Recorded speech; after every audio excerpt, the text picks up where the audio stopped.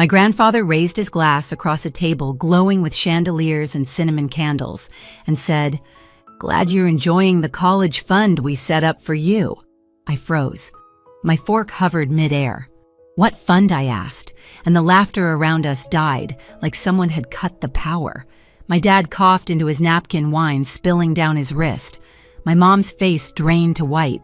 Then my little cousin whispered, "Wait, you didn't know." And that was Thanksgiving, the night one careless toast set fire to everything I thought was family. By the time the dishes were cleared, I'd stopped being their quiet daughter and started becoming something they'd never see coming. Thanksgiving was supposed to feel like homecoming, but walking into my grandfather's mansion felt more like entering a museum where I didn't belong. The driveway glowed under gold lights, and through the tall windows I could already see the family gathered around the grand table. Everyone looked polished silk cufflinks and smiles rehearsed for photos. I smoothed down the wrinkles in my thrifted dress and told myself to breathe. For once, I just wanted to survive the night without feeling like an outsider in my own bloodline. Inside, warmth and cinnamon wrapped the air. Grandma Margaret hurried from the kitchen with a tray of sweet rolls, still calling me darling, like she had when I was 10. Her voice was the only thing that still sounded real in that house. Grandpa Daniel sat at the head of the table, silver hair sharp under the chandelier, a man whose confidence could fill the room even in silence. When he saw me, his eyes softened. "There's my Hazel," he said, and for a heartbeat the knot in my chest loosened. My parents arrived moments later, loud and polished, laughing too hard at Uncle Richard's jokes. My father clapped me on the shoulder as if we were strangers who shared a surname. My mother kissed the air near my cheek and whispered, "Try to look relaxed, sweetie." I nodded, pretending not to hear the tremor in her voice. "Ethan." My brother didn't even glance up from his phone. It had been months since we'd said more than a sentence to each other. As the dinner began, the table shimmered with roasted turkey, mashed potatoes drowned in butter, and crystal glasses filled with wine I couldn't pronounce.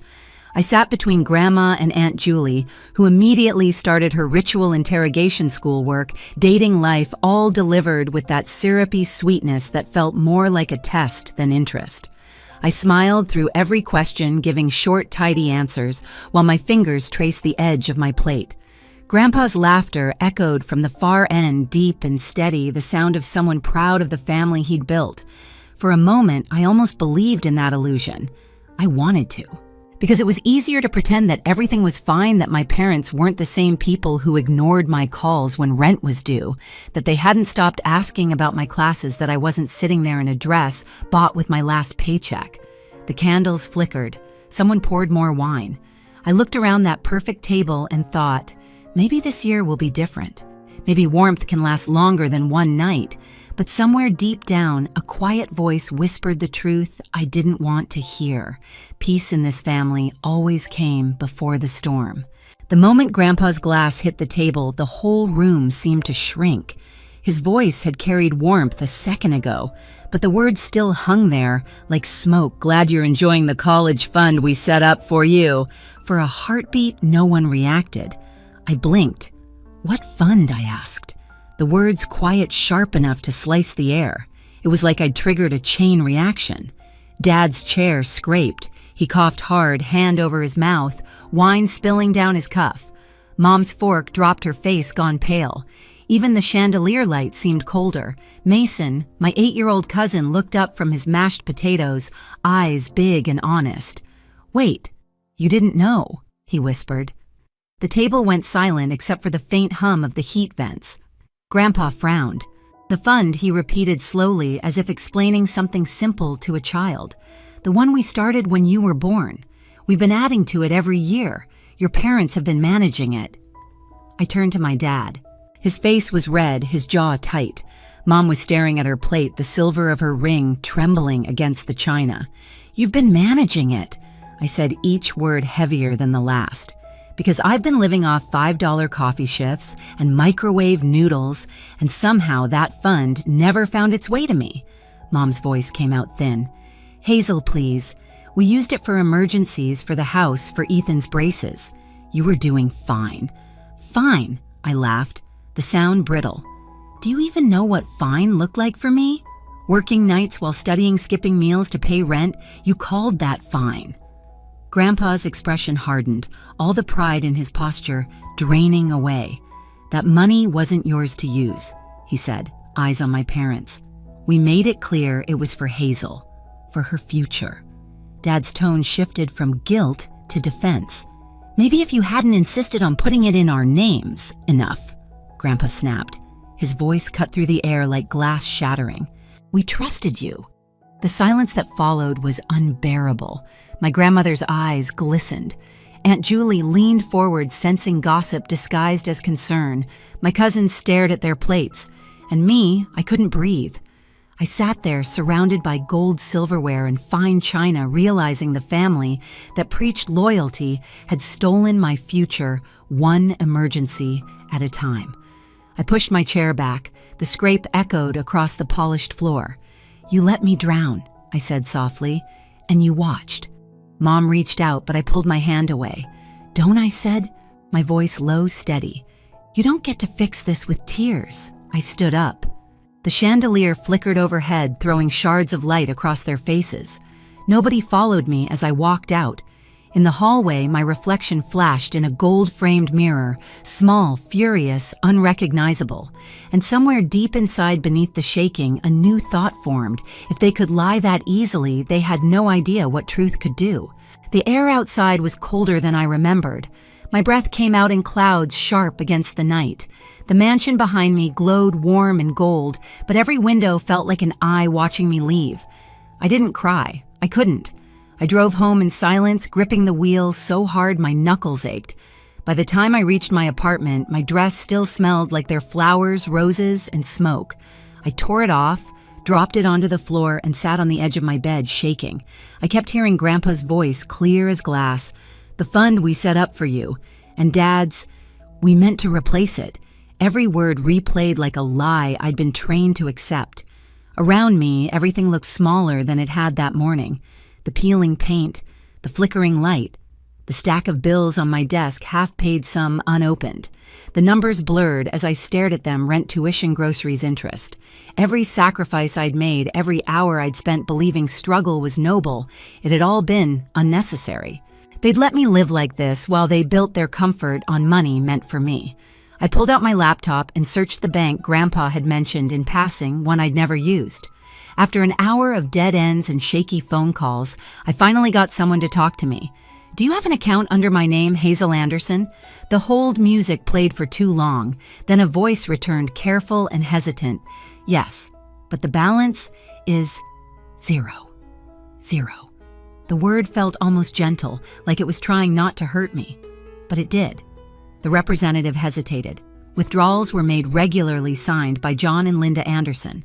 I thanked her, hung up, and sat in the dark. No music, no crying, just silence pressing against the walls. The next morning, I walked into the campus legal aid office, clutching a folder of every piece of paper I could find. Loan statements, pay stubs, scholarship letters. The woman behind the desk listened quietly, flipping through the pages. When she finally looked up, her eyes were steady. Hazel, if that fund was set up for your education and they used it for themselves, that's misappropriation. The word hung heavy between us, ugly legal final. Is that a crime, I asked? It can be, she said gently. If you want to pursue it, start collecting proof. That night, I did exactly that. I built a stack of evidence taller than my textbooks, bills, records, every trace of the life I'd survived without their help. I laid them out across my floor, piece by piece, until the carpet disappeared under paper. Every document was a scar I could finally see. When I was done, I stood there in the stillness, surrounded by the life they'd stolen, and realized I wasn't powerless anymore. They'd taught me silence was strength, but now I knew the truth. Strength was speaking first and letting the truth finish the rest.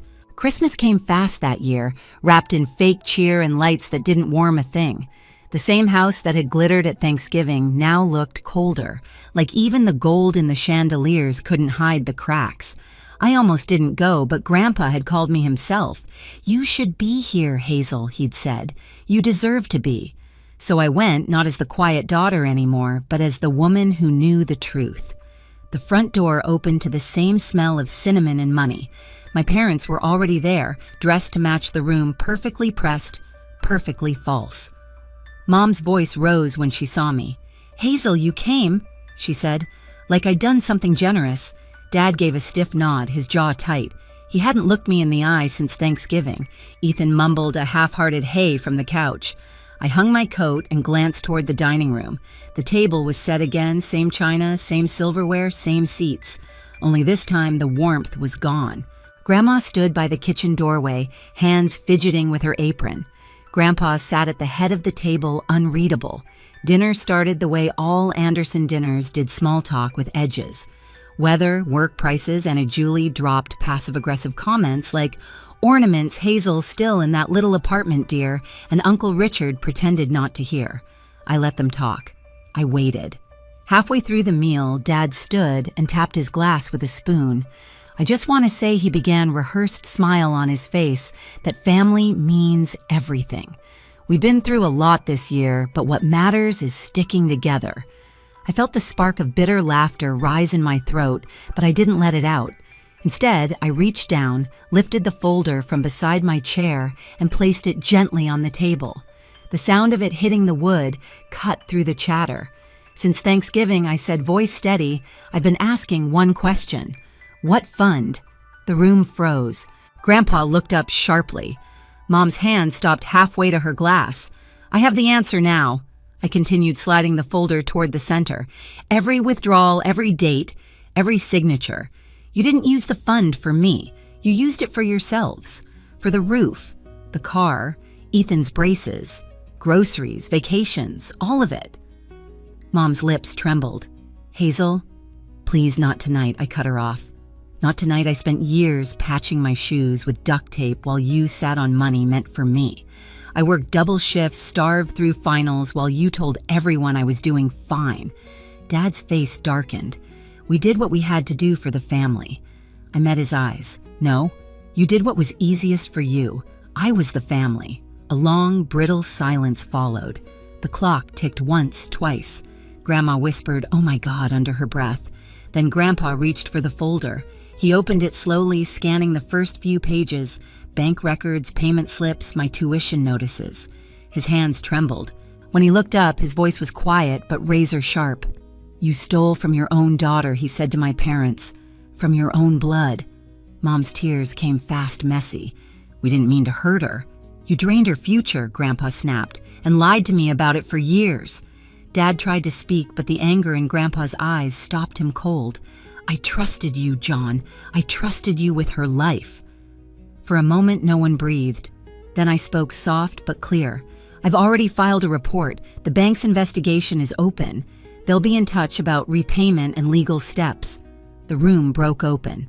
Dad slammed his hand on the table. "You're suing your own parents." "No," I said. "I'm holding thieves accountable." "There's a difference." Mom sobbed harder. "Hazel, you can't do this to us." I looked at her and felt nothing but distance. "You did this to yourselves. You just didn't expect me to notice." Aunt Julie leaned forward, whispering, "Oh dear Lord," like she was watching a movie she couldn't turn off. Ethan sat frozen guilt flickering across his face. Grandpa stood up slowly, his chair scraping the floor. He walked around the table and stopped beside me. For a second, I thought he might be angry that I'd made a scene. Instead, he put a hand on my shoulder. "You don't have to face this alone," he said quietly. I nodded once, throat tight. "I know." Dad's eyes darted between us, disbelief creeping in. "You're taking her side," he asked Grandpa. "There's only one side here," Grandpa said. "The truth." No one spoke after that. The only sound was the slow ticking of the clock and the faint hiss of the fireplace. I gathered the folder, slid it back into my bag, and stood. My legs were steady this time. As I reached the doorway, Mom called out through her tears, "Please, Hazel, we can fix this." I turned back just once. You can't fix something you never intended to keep whole. Outside snow was falling, thick, quiet, relentless. The air bit at my face, but I didn't mind. Each step away from that house felt lighter. In the driveway, my car was dusted with white. I brushed it off with my sleeve, opened the door, and looked back one last time. The mansion glowed behind me, beautiful and broken. inside they'd be sitting in that silence, facing what they'd done. And for the first time, I didn't feel small. As I drove away, the snow caught in the headlights, swirling like ash. The house disappeared in the rearview mirror, and I whispered to no one. Everything fell apart again, but this time it wasn't me who broke. The letter from the bank arrived a week later, thick envelope official seal. I stared at it for a long time before opening it. The investigation was underway. Every withdrawal, every forged signature, every transaction was under review. If fraud was proven, the bank said my parents would be held financially responsible. I didn't smile, didn't cheer. Justice rarely feels like joy. It feels like breathing again after years underwater. A few days later, Grandpa called. He didn't ask about the case. He just said, "There's something waiting for you at the bank." When I arrived, the teller handed me a cashier's check and a note in his handwriting. "For your start, not your survival. $20,000, enough to lift the weight without erasing the memory of how it got there." I paid down my student loans that afternoon. Watching the number shrink on the screen didn't feel like victory. It felt like reclaiming time that had been stolen. I opened a new account under my name only. No shared signatures, no loopholes, just mine. Spring came early that year. I graduated under a pale sky wearing a borrowed cap and a smile that finally felt earned. In the crowd, I saw Grandpa and Grandma clapping for me. My parents weren't there. I told myself I didn't care, and for once it was true. When I walked across that stage, I wasn't carrying their shame anymore. Only my own name and the quiet kind of peace that comes after the storm. They say family is forever, but forever doesn't mean blind loyalty. Sometimes it means knowing when to walk away. I used to think strength was staying silent, keeping the peace no matter the cost. But now I know silence only protects the ones who hurt you. Family isn't the people who share your blood. It's the ones who don't steal your future. If you've ever had to choose truth over family, tell me where you're listening from so I know I'm not alone. And hit subscribe because the next story might remind you just how strong you already are.